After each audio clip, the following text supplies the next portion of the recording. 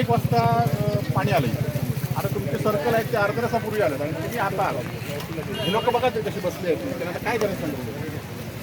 तुमची याची टीम पण कलेक्टर गेले फिरायला कोल्हापूर, प्रांत कुठे गेले ते माहिती नाही, आणि सर्कल नाही तलाठी कुठे गेला आणि याची टीम पण आली नाही. म्हणजे काय काय नाही, तुम्ही ते इथलं कोणीतरी तुम्हाला हे सांगितलं पाहिजे होतं ना. बाकी काय सांगताय, कोणी माती काढली कोणी हे काढले हे सांगितलं नको पाहिजे होतं लोकांना.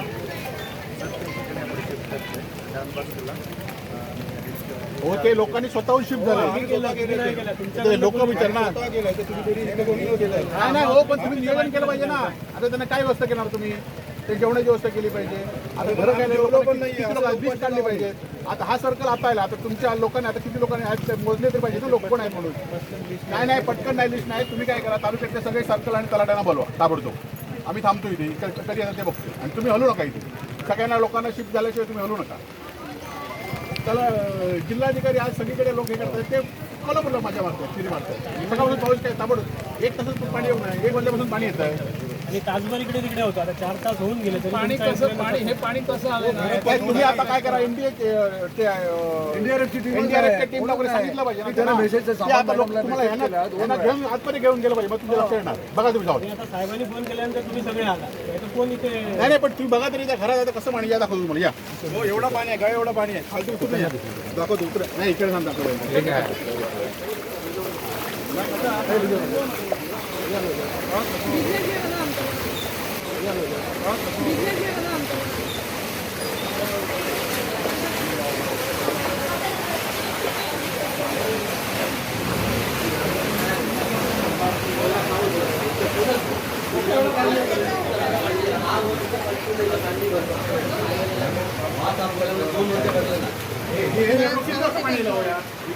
घराचं बाहेर किती वाजता गेला तुम्ही? 1:30 वाजता बाहेर वाजले 6 वाजले. 6 वाजल्यानंतर कोण आहे? किती पाणी गेलं बघा ना त्यांचं. एवढं पाणी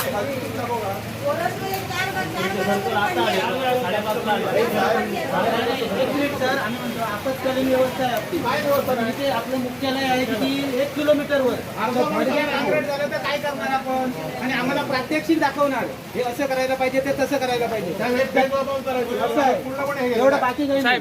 हे दाखवण्याची ही आपत्कालीन व्यवस्था आमच्या नुसतं ते सामान जरी घरात येऊन बाहेर काढलं असतं ना, ओके आम्ही आनंदी. नाही नाही अरे माणसं नाही कोणी आणले नाही, आपण आणून स्वतः माणसं गेली ना.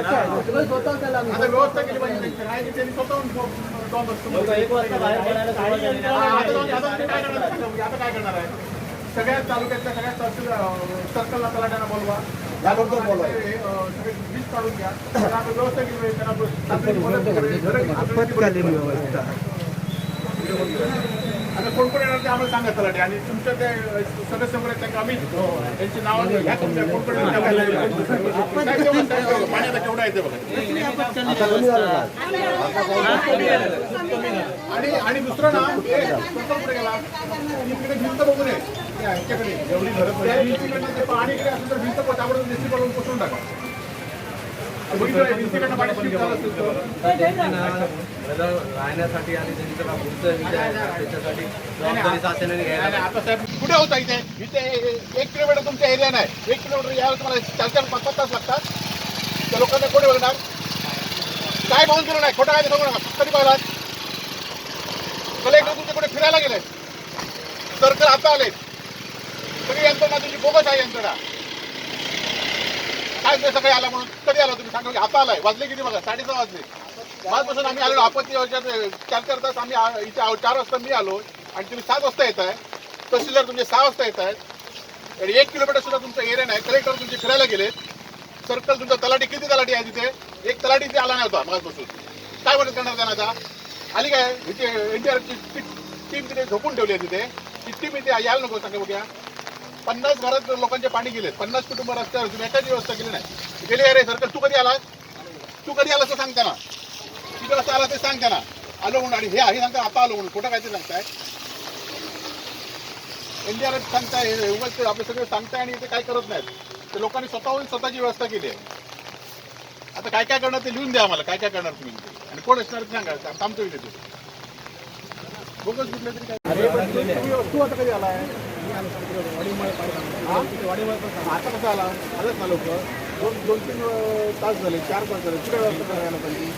पोलीस काय किती यंत्रणा कचरा कचरा लाव, चाललेलं आहे. कचऱ्याला फोन लाव. आणि तलाठी कुठे तुझे? तलाठी कुठे आहे?